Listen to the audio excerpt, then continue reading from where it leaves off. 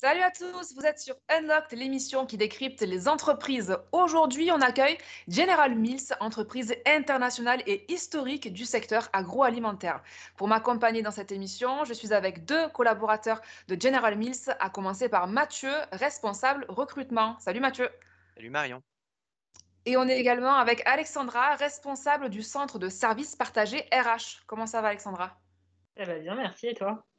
Très bien, très bien. Merci beaucoup à tous les deux de participer à ce nouveau numéro de Unlocked et bienvenue à ceux qui nous regardent aujourd'hui. N'hésitez pas à vous abonner à la chaîne YouTube de Job Teaser ou à nous follow sur Instagram, JobTeaser_FR pour découvrir encore plus de contenu et être informé des événements à venir. Alors, si nous sommes avec Mathieu et Alexandra aujourd'hui, eh bien, c'est parce que General Mills est à la conquête de ces nouveaux talents. Alors, quels sont les profils recherchés? Comment réussir son entretien d'embauche? On en parle dans quelques instants, mais avant, présentation de General Mills en mode express, c'est le pitch Minute.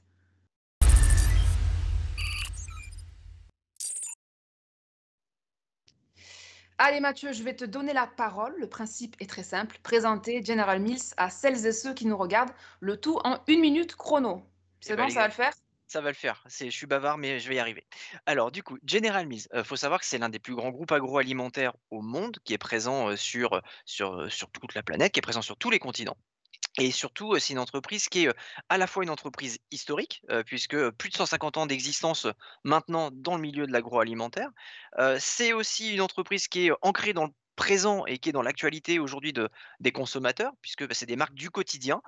Parmi celles-ci, on peut citer, les majeures, hein, avec, Old El Paso, Géant Vert, Häagen-Dazs, voilà, beaucoup d'amoureux de glace, seront certainement présents, avec nous et puis surtout, c'est une entreprise qui est tournée vers l'avenir, puisque c'est une entreprise aujourd'hui qui investit beaucoup, qui travaille énormément sur l'innovation et sur l'amélioration, de ses produits, des découvertes de nouvelles recettes. Donc voilà, c'est une entreprise qui est vraiment vivante, qui est dans la dynamique, permanente, et puis surtout, c'est une entreprise, bah, qui est, très bien ancrée, en France notamment, puisqu'aujourd'hui on est, 2 200 collaborateurs avec, des sites de production en France. Notre siège social qui est basé, à Boulogne-Billancourt et ce sur plusieurs activités, que ce soit de la logistique, de la supply chain, de la production, du commercial, du marketing. Donc voilà, plutôt un domaine, extrêmement large et avec beaucoup de variété. Bon, eh ben, merci beaucoup Mathieu. Très légèrement dépassé, mais franchement, C'est pas c'est vrai? plutôt bien. Non, non, si, Mince mais c'est alors. bien. Non, non, mais c'est bien, c'est bien. C'est très, très bien. On est bon. Du coup, on va pouvoir entrer maintenant dans le vif du sujet, puisque General Mills est en campagne de recrutement pour des contrats d'apprentissage. Alors, quelles sont les qualités recherchées pour intégrer General Mills en alternance? Quels types de missions sont confiées aux apprentis? Eh bien, Mathieu et Alexandra vont vous donner toutes les clés pour bien postuler chez General Mills. C'est parti.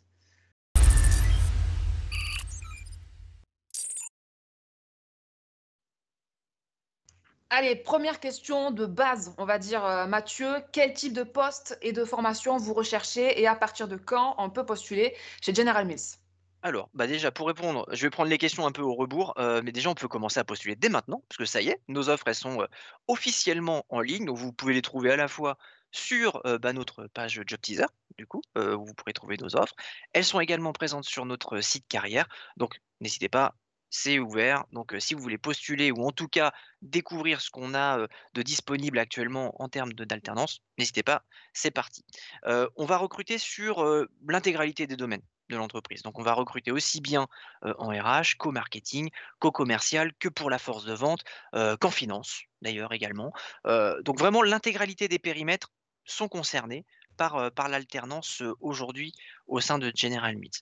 Et puis enfin, bah, sur les profils, alors, de manière plus générale, on a tendance à plutôt recruter sur des profils qui sont bac+4, bac+5, donc qui sont en clôture, soit de leurs études, donc ils sont vraiment sur, la fin de leur cursus scolaire, donc qui viennent de passer leur césure, par exemple, à l'étranger.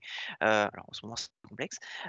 Ou alors, bah, sur des personnes qui, sont en avant-dernière année, qui vont devoir retourner en cours, après. Mais typiquement, c'est plutôt ce type, de niveau-là.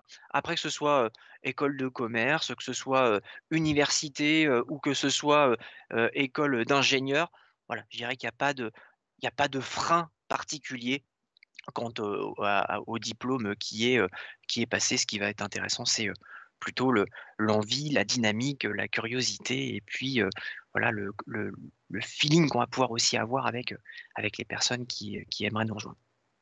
Alors j'en profite pour demander à Alexandra, quel salaire d'un apprenti, voilà, les salaires qu'un apprenti peut avoir chez vous, puisqu'en fonction des niveaux, hein, si c'est bac+4, bac+5, bac+3, ça peut différer. Du coup, est-ce que tu pourrais nous donner la fourchette salariale, voilà, pour un jeune qui postule en alternance chez vous?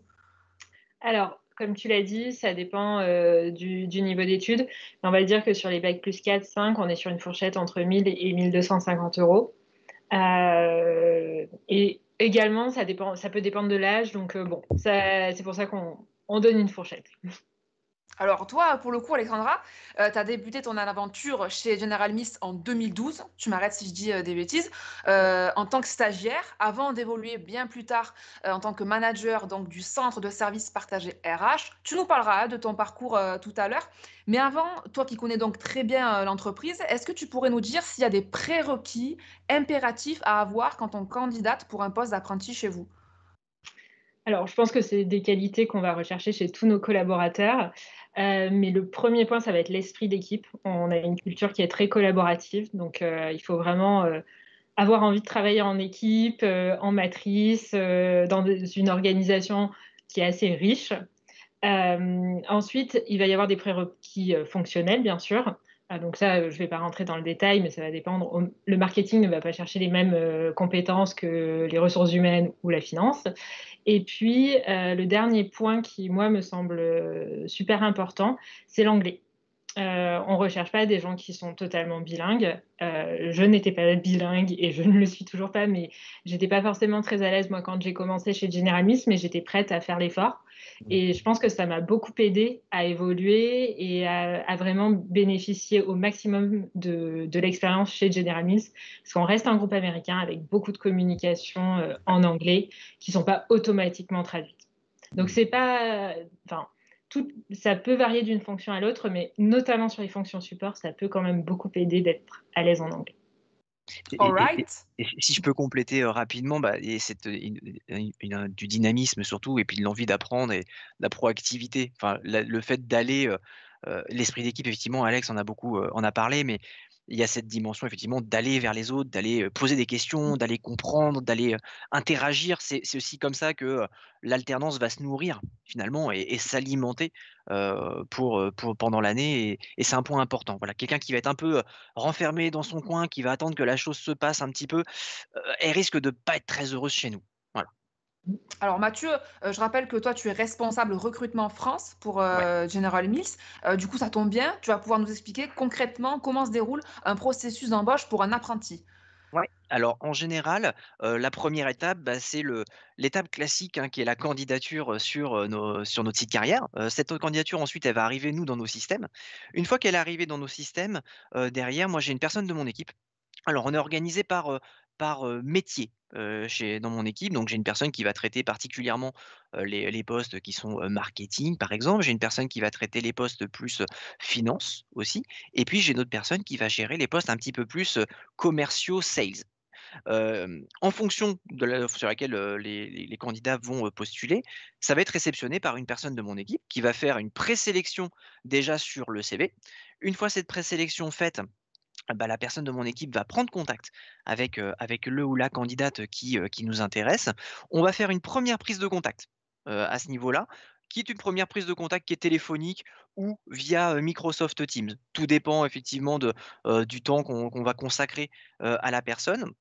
Ça va permettre de déblayer un petit peu, je dirais, la candidature, de comprendre, les intérêts, du candidat ou de la candidate, de comprendre ce qu'il a ou il a ou a envie de faire, chez nous, comprendre un petit peu aussi ses mécaniques de fonctionnement. Voilà, qu'est-ce qui va, nourrir et qu'est-ce qui va, hem faire un peu rêver aussi la personne qui veut nous rejoindre demain.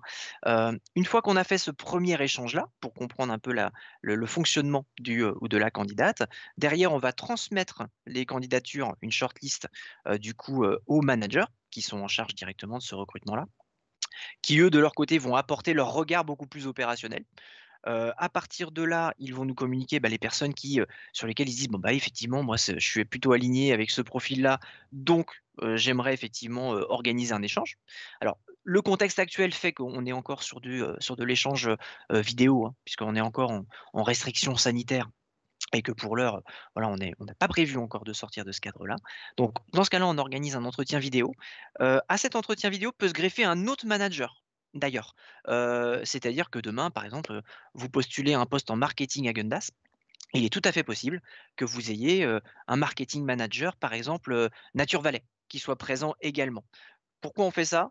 Bah, tout simplement parce que, bah, on a peut-être d'autres postes aussi sur d'autres périmètres marketing. Ça permet d'avoir un deuxième regard sur la candidature et puis, bah, si ça ne fonctionne pas sur l'un, bah, peut-être que, ça peut être intéressant aussi pour les autres équipes. Donc voilà, on veut multiplier les chances pour les candidats et puis, bah, une fois que cet entretien-là, il est passé et bah, derrière, si c'est concluant, on avance sur une proposition d'alternance. Si malheureusement c'est pas concluant, vous avez un feedback, soit écrit et dans ce cas-là qui est circonstancié, et étayé, ou alors directement par téléphone pour encore une fois pouvoir expliquer les raisons, du refus. Alors, Alexandra, on l'a évoqué tout à l'heure. Toi, tu as débuté ta carrière chez General Mills en stage il y a quelques années maintenant. Est-ce que tu pourrais nous raconter comment tu as fait pour séduire les recruteurs dans ce fameux entretien aussi, voilà, dont vient de parler Mathieu, et ensuite comment tu as fait pour obtenir ton premier poste en CDI? Alors, mon premier entretien, j'y suis allée un petit peu, au culot et j'ai eu de la chance de tomber, au bon moment. Et mon premier stage était en Suisse, donc aussi dans un cadre un petit peu différent de ce qu'on pouvait connaître, en France. Donc concours de circonstances qui s'est bien passé et ensuite j'ai dû faire mes preuves, mais c'est vrai que j'ai pu, pendant ce premier stage, un petit peu toucher à toute la palette RH, des sujets, assez sexy, stratégiques sur la gestion des talents, jusqu'à des sujets très opérationnels comme les archives RH, gérer les archives RH. Donc ça m'a permis de toucher un petit peu à tout, de prendre des initiatives, hein, Mathieu en a parlé, mais c'est vrai que si on veut et qu'on voit des choses à améliorer, c'est très simple de prendre cette initiative et on est très supporté par notre management.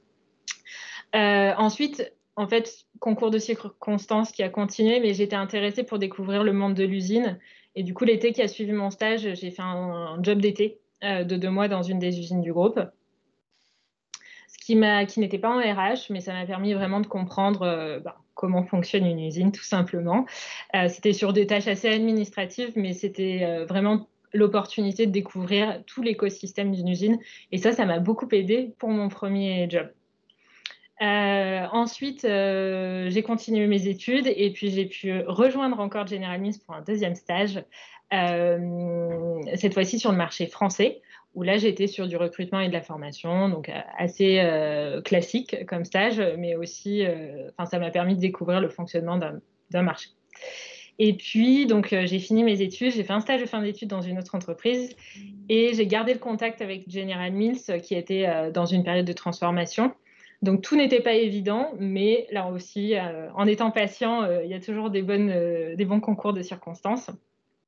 Et j'ai pu rejoindre le bureau suisse à nouveau sur un poste de business partner RH junior pour couvrir la supply chain de la région.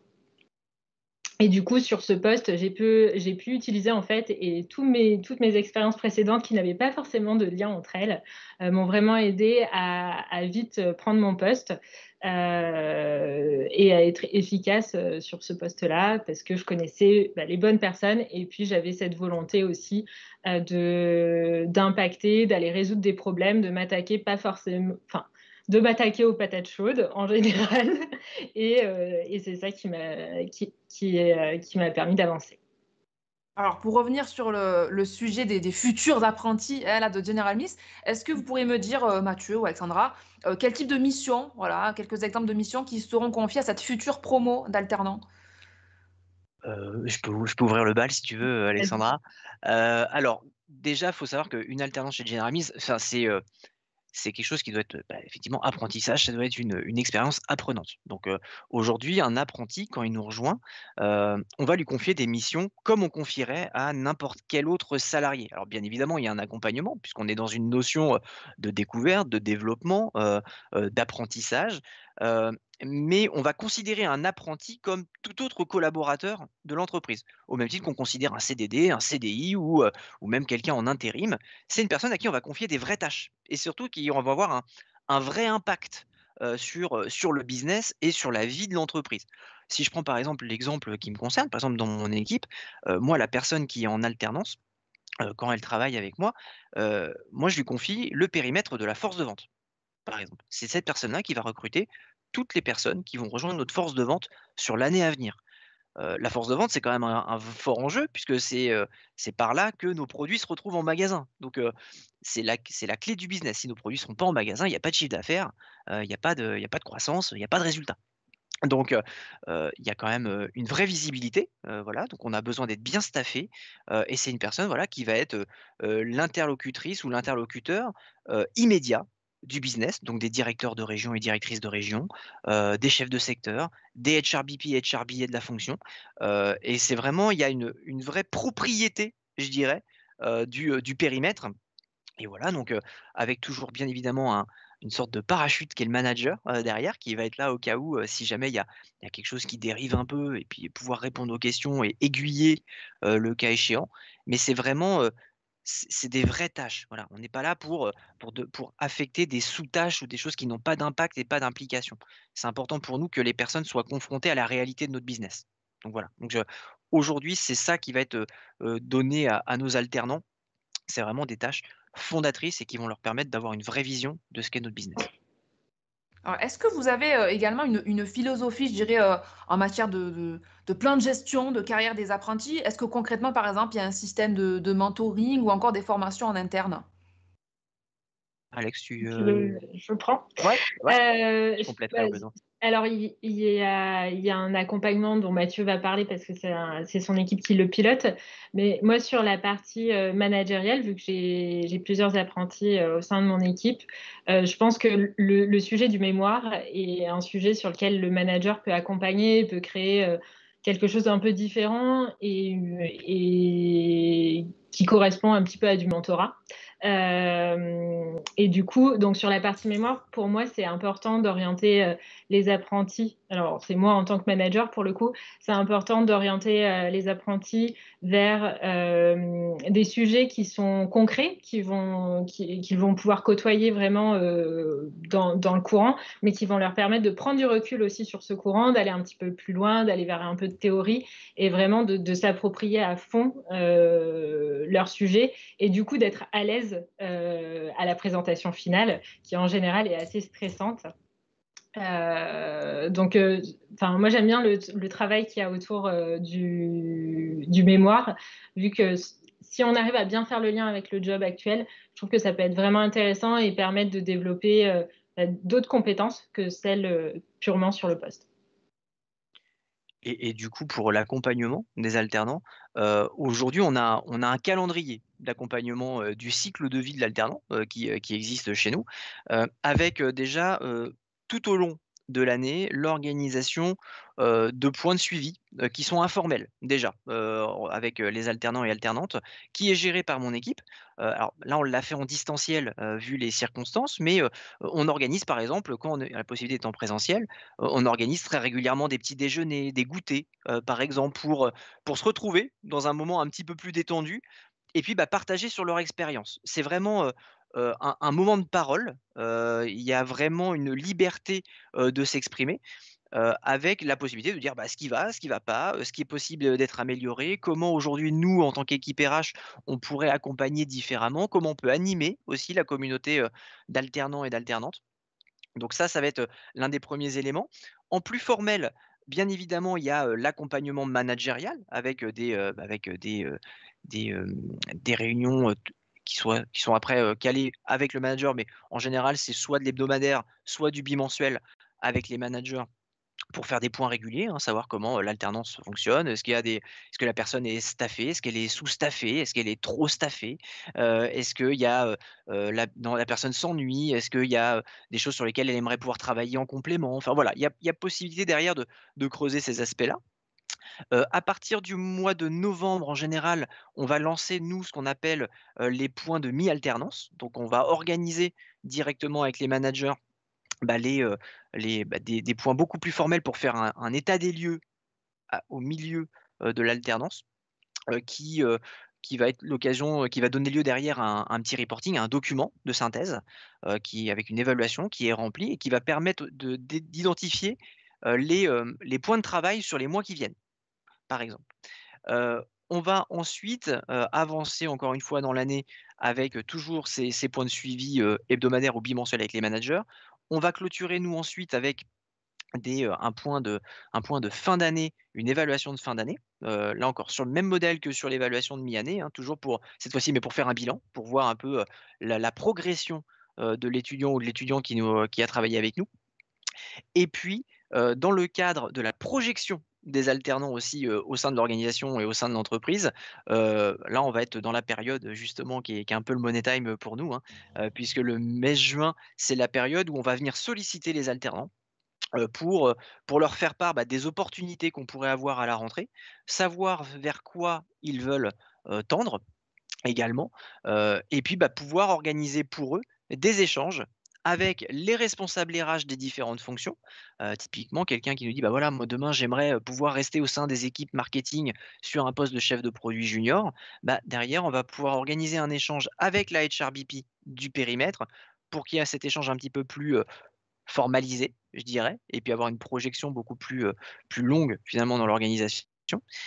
Et puis, grâce à ça, par exemple l'année dernière, on a recruté, si ma mémoire est bonne, 5 personnes qui étaient parmi nos alternants, qui sont restés parmi nous, soit sur le terrain, soit au sein de nos équipes sièges, et qui du coup, grâce à ce dispositif-là, ont pu être identifiés et justement qu'on a pu garder et qu'on a pu projeter dans l'organisation. Et puis après on a des exemples un peu différents. Alex notamment en est un, hein, puisque, elle l'a vécu. Mais par exemple, dans nos équipes RH, on a, l'exemple de nos anciennes stagiaires qui, à l'issue de son stage est restée un peu en CDD avec nous. Puis elle est repartie dans une autre entreprise faire, son dernier stage de fin d'études dans une autre entreprise. Et puis, à l'issue, de son stage, nous on avait une opportunité au sein de nos équipes. On l'a contactée, on avait gardé le contact avec elle pour maintenir ce lien-là. Et puis, finalement elle nous a rejoints sur un poste en CDI, en tant que HR BA, donc Business Associate, donc HRBP junior, et qui, depuis, est de retour au bercail, si je peux dire ça, et qui, du coup, parce qu'on a maintenu ce lien-là avec les candidats, qui, voilà, qui nous semblaient intéressants. Alors, il y a une question aussi qui est souvent importante pour les jeunes qui nous regardent, Alexandra, c'est l'équilibre vie professionnelle, vie personnelle. Comment General Mills se situe sur ce sujet? C'est un vrai sujet, pour nous et pour tous les collaborateurs, mais c'est vrai que les alternants, on a bien conscience que le rythme, il est très, très tendu. Donc il y a une vraie vigilance, des managers sur, les horaires. Et puis après sur l'équilibre, vie pro, vie perso, on a beaucoup d'outils à disposition pour bien équilibrer. Il y a des discussions entre équipes et avec les managers qui se produisent, très régulièrement. Et puis enfin, depuis, la mise en place du confinement, il y a quelque chose qui a été mis en place assez rapidement, qui s'appelle le Freeform Friday. Donc en fait, c'est les vendredis après-midi et une fois par mois, c'est toute la journée. On n'a pas de réunion. C'est un temps pour la décélération parce que c'est vrai qu'on est assez challengé, on est très orienté performance chez General Mills, mais il y a besoin de ces temps de respiration et donc chaque semaine, on a un temps aménagé où on n'a pas de réunion, ce qui veut dire que ça permet de décélérer et c'est gérer sa boîte mail, prendre du temps pour bosser sur ses priorités, faire des formations en ligne parce qu'on a des beaux outils à disposition. Mmh. Bon, super. Et enfin, pour aller un peu plus loin et rapidement, Mathieu, est-ce qu'il y a des sujets RSE sur lesquels General Mills est particulièrement engagé? Alors, nous, on est une entreprise agroalimentaire, donc forcément, beaucoup de nos actions RSE sont en lien avec notre activité. Aujourd'hui, on a des engagements, vis-à-vis de nos matières premières, déjà. On travaille beaucoup, à base de fruits, par exemple. On travaille, effectivement aussi à partir, de céréales. On va travailler à partir de légumes, à partir de bases laitières également. Et puis le miel aussi fait partie, par exemple, de nos matières premières. Et donc aujourd'hui, on a un fort engagement, notamment autour de la pollinisation et puis surtout, de la gestion de la pollinisation. Donc notamment aujourd'hui, on est partenaire de l'Office français d'apidologie, qui est un organisme justement qui œuvre à l'amélioration et puis surtout à la préservation, des abeilles. Nous aujourd'hui, si on n'a pas d'abeilles, concrètement, on n'a pas de fruits, on n'a pas de miel. Sans fruits, sans miel, il y a pas de produit General Mills concrètement, hein. Donc aujourd'hui, on est très engagé sur cette dimension-là. Fort engagement également auprès des communautés, puisqu'aujourd'hui on va travailler énormément avec les banques alimentaires, notamment. On travaille également, aussi, avec des associations effectivement qui vont accompagner les communautés, mais de manière un petit peu plus large, hein. On a un fort enjeu de diversité aujourd'hui au sein de General Mills, avec un index, diversité qui est plutôt très bon. Je crois, Alexandra, j'ai plus le chiffre précis en tête, mais je crois On qu'on était est, à plus de je crois 95%, qu'on mais est à j'ai plus de pas le 95. Donc voilà, et puis, bien évidemment des enjeux, plus après sur notre impact, carbone, aussi forcément. On a des sites industriels, hein.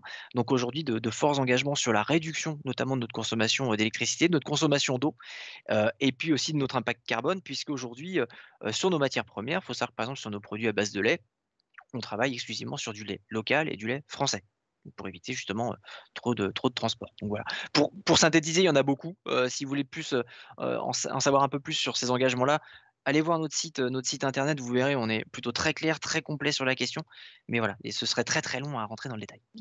Bon, eh ben, merci beaucoup Mathieu, c'était déjà pas mal détaillé. Merci Mathieu, merci Alexandra aussi pour toutes ces informations. J'en profite pour rappeler qu'il est possible de postuler dès maintenant pour trouver une alternance chez General Mills. Pour ce faire, rendez-vous sur le site generalmills.fr, rubrique carrière. Allez, il nous reste quelques minutes à peine pour donner un maximum de conseils pratiques aux jeunes qui nous regardent. Que faut-il faire ou ne pas faire quand on postule chez General Mills? C'est parti. Allez, le principe est très simple. À chaque question que je vais vous poser, il faudra répondre do si c'est plutôt à faire ou don't si au contraire c'est à éviter. C'est bon pour vous? Ouais. Ouais? Allez, do ou don't ne pas envoyer de lettre de motivation. tout. Ouais, d'où parce qu'en général, enfin très honnêtement, on a avoir tendance à ne pas les lire puisque depuis, maintenant quelques temps, on se rend compte qu'il y a beaucoup de copier-coller, entre les lettres de motivation. C'est très rarement quelque chose de très personnel. Voilà, donc au final, on préfère se concentrer sur le CV en lui-même, c'est ce qui nous donne plus d'infos, puis après la motivation, on va la tester, pendant l'échange. Ok, bon bah, c'est déjà une bonne info pour ceux qui nous regardent. Do ou don't prendre des notes durant l'entretien. D'où, d'où, même 10 000 fois d'où. C'est hyper important, Ok. hyper important. Do ou don't porter une tenue décontractée en entretien. Donc, pas trop décontracté, c'est pas besoin d'être ultra formel, mais bon, ça reste un entretien, donc c'est aussi ça représente aussi la motivation. Tenue correcte exigée. Voilà, Voilà, on va dire ça comme ça. Voilà. Pas obligé d'être le costume 3 pièces ou le tailleur Ouais, pour les femmes, c'est ça? ouais, exactement. exactement. Ok, très bien. Do ou don't tutoyer un collaborateur quand on a intégré l'entreprise? D'où, d'où, ouais, On surtout est pas une le entreprise vouvoiement. américaine. Ouais, et puis surtout, c'est beaucoup de contacts, beaucoup de relationnel, le maillage, donc non, surtout, lever les barrières, c'est ça le plus important. Do ou don't dire qu'on ne sait pas pendant l'entretien ou au travail? D'où, c'est hyper Ok. important. Le monde est compliqué, nos problèmes sont compliqués, donc c'est normal de pas savoir dans certains cas et il vaut mieux être, honnête et transparent, sur ce genre de choses pour demander le bon support. Exactement, ouais. Et on fait un dernier. Do ou don't exprimer un désaccord ou une frustration à son manager? D'où, parce que si on ne verbalise pas, si on n'ouvre pas le débat, il y a pas de correction. S'il y a pas de correction, il y a de la frustration encore plus grande et puis derrière, il y a un mécontentement et ça peut pas marcher. Donc hyper important. Il y Et a on a mettre la bonne forme, par contre, mmh mais d'où, ouais, clairement. et on a une vraie culture du feedback, Ouais. chez General Mills, donc c'est vraiment, il y a des échanges très ouverts avec les managers. Bon, eh ben super. Merci beaucoup, Alexandra, Mathieu. On va rentrer maintenant dans la dernière ligne droite, puisqu'il nous reste quelques instants ensemble pour donner votre mot de la fin. C'est l'heure du last but not least.